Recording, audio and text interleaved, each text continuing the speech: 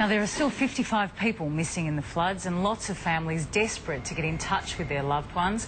Phone lines and towers are down in parts of Queensland, and at times the mobile network's been overloaded. Craig Middleton from Telstra joins me now. Craig, first of all, let's begin with the Lockyer Valley. This is one of the areas most devastated by these floods. Mobile phone towers have been down there. The government was hoping to restore some emergency connections. How's that going? Well, something unique to Telstra is what we call our cells on wheels, which are a portable mobile phone tower. We've deployed some to Brisbane, and we're talking to the emergency services in Queensland about where best they go, and it looks like the Lockyer Valley will be one of those areas where we can tow one in, set it up and restore communications immediately to the area. Well, I'm sure families in that area are going to be very relieved to hear that. I'm sure. Now, the good news is that the mobile network has held up very well. It's been quite resilient. We've got about 2,500 towers in the areas that are affected, and only a small percentage have had problems over the past few days. What sort of damage to infrastructure has Telstra copped in this? Very extensive. This is the biggest disaster recovery operation in our history. We've had bushfires before, cyclones, but this outweighs that because of the sheer vastness of the area that's covered. We've got something like 200 areas where our equipment is that our staff can't get to. There's just no access, and another 200 where there's partial access. So the big issue for us is access to those flooded areas. The good news is the water's coming down, and every day we're getting into more and more places, and so we've got a long road ahead to get our network recovered. So what exactly has been damaged? Because we're talking about an area the size of two small European countries here. Is it optic fibre? Is it telephone wires and poles? What's been damaged? We've done our best to protect our exchanges, although we have had exchanges inundated by floodwaters, as many towns have been affected.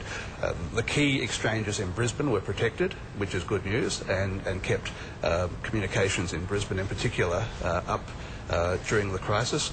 But, you know, where we've seen towns that are inundated, obviously our equipment is in there as well, and we're waiting to get in and see what's happened. So how quickly do you think you'll be able to get it all up and running again? We've got a three-phase recovery approach. There's the things we can do in the next few days, the things that will take weeks, the things that will take months. So we're advising customers now that some could be without phones for weeks.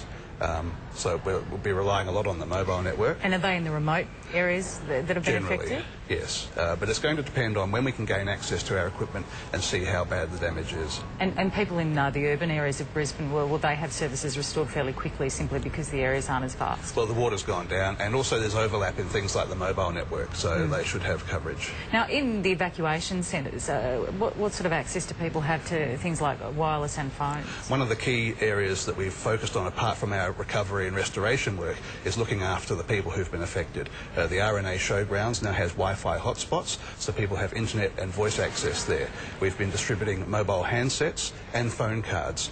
In some of the wider regional areas, we've made payphones free of charge so that people can use the payphones to keep in contact.